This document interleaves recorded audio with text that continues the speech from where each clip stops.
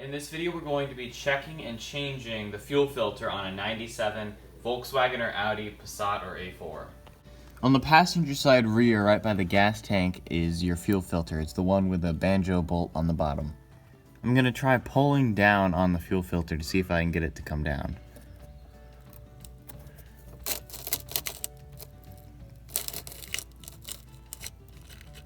After spraying some penetrating fluid on it to break it a little bit looser, and then using a wrench or a pair of pliers to hold this from moving so we don't crimp this tube here, because that would be pretty bad if you crimp fuel lines, we can go ahead and break it loose. A lot of fuel is going to come out, so you want to have a bucket underneath it. And here comes the fuel. We're going to let this drain out.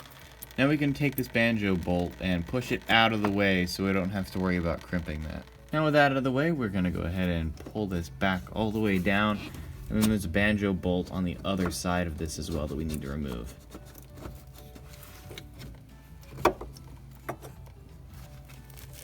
Just be careful whenever you're removing this. We don't want to crimp any of the lines because we would have to replace them. There it is. The part here in the fuel filter where it gets larger and it's folded over goes up into the body of the car. And we're free.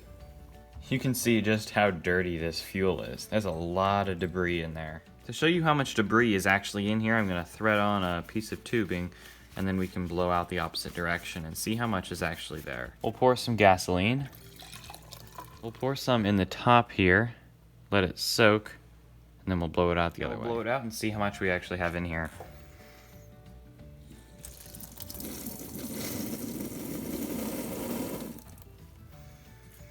If you don't use new crush washers, at least flatten them if you're going to be using the old ones, just with a piece of sandpaper, making sure everything is level. Whenever you're sanding this, just make sure you don't take it down too much. You're just getting it to the point where it's flat and resurfaced, because the banjo bolt only has a certain amount of crush, and if these are too thin, it won't be able to seal. After cleaning out these fuel filters, we've had them work for over 50,000 miles once you've cleaned them out.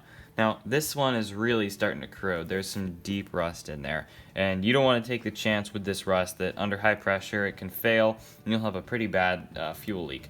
So we need to get a new one, but we're going to put it on the car to get it back in working condition and get another one on order. And everything goes back in reverse order, making sure not to crimp any of the lines.